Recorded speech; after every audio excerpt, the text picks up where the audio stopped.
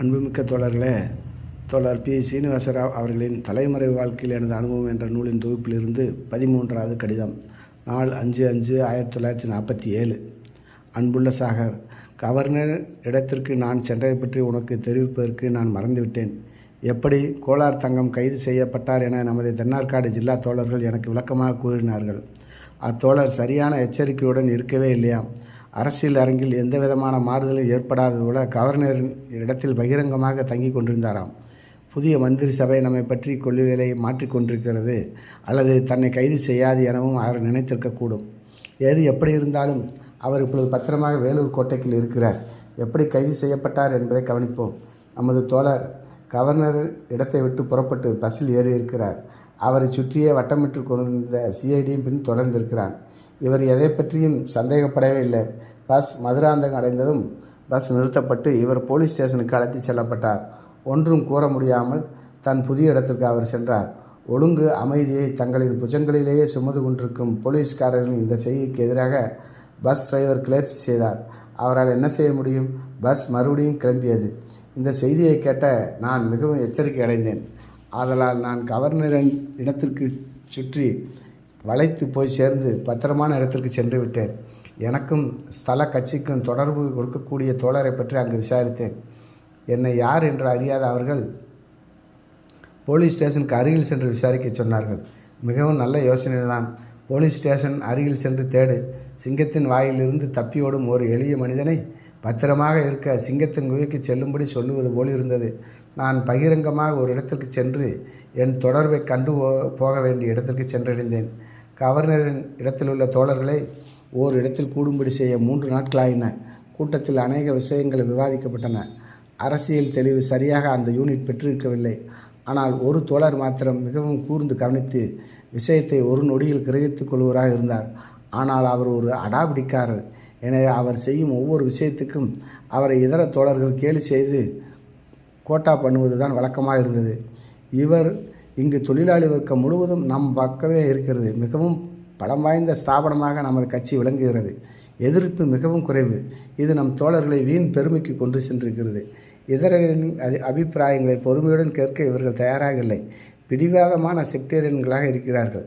இவர்கள் செக்டேரியனிசத்திற்கு ஒரு முக்கிய உதாரணம் குறிப்பிடுகிறேன். நான் அங்கு இருந்தபொழுது சட்டசபை கூட்டம் நடந்து கொண்டிருந்தது. தாய்நாட்டில் இருப்பதைப் போல் நிலத்தில் விளைவதில் 30% நில சொந்தக்காரனுக்கு குத்தகை கொடுத்தால் போதும் என ஒரு மசோதாவை கொண்டு வர விண்ணப்பம் சமர்ப்பித்தார் ஒரு காங்கிரஸ் எம்எல்ஏ.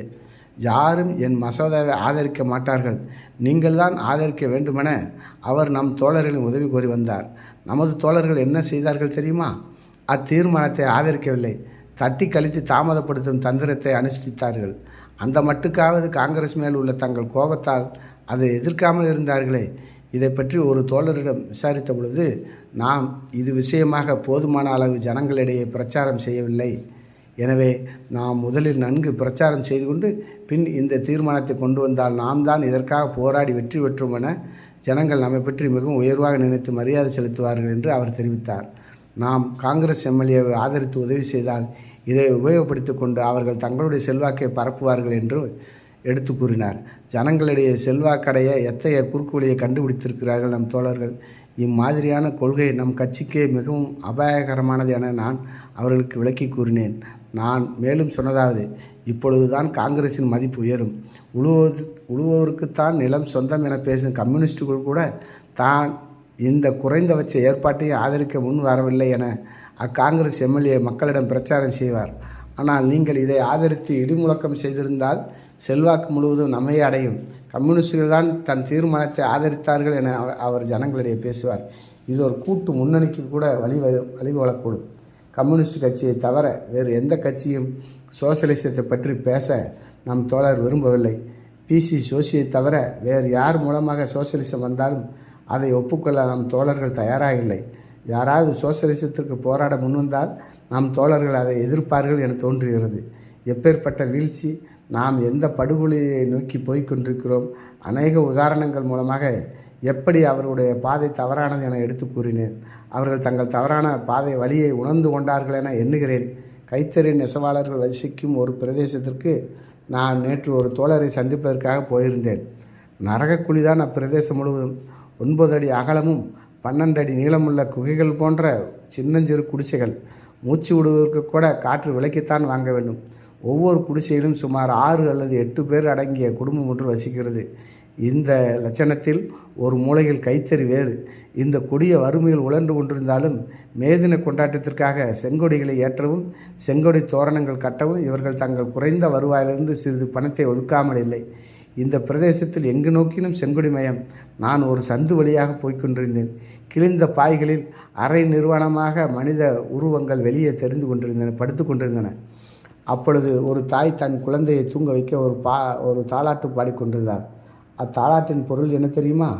கப்பலில் வெள்ளையன் ஏறாமல் என் ரத்தினமே கவலையற்று இருப்பது எப்படி? நாம் ஒரு சாதாரண ஸ்திரீயிடமிருந்து இதை கேட்க என் உள்ளம் புலகாங்கிதமடைந்தது. அடக்கி ஒடுக்கப்பட்ட பெருவாரியான மக்களிடையேயும் ஏகாதிபத்திய எதிர்ப்பு உணர்ச்சியை தூண்டி எழும்படி செய்த பெருமை நம் செங்கொடியே சாரும். திரண்டலும் இணைந்த ஜனசக்தியை தடுத்து நிறுத்த யாரால் முடியும்? மக்களின் சக்தியை போலீஸ், இராணுவம் முதலியவற்றை கொண்டு சுட்டு வீழ்த்தி நசுக்கி ஒழித்துவிட முடியும் என நினைக்கும் கயவர்களை பற்றி என்ன சொல்லுவது? மக்களின் அணையாத இப்பெரும் நெருப்பு தான் வருங்காலத்திற்கு நம் வழியை காட்டுகிறது. நாம் போராடி முன்னேறுவது நிச்சயம். புரட்சி வாழ்த்துக்கள்.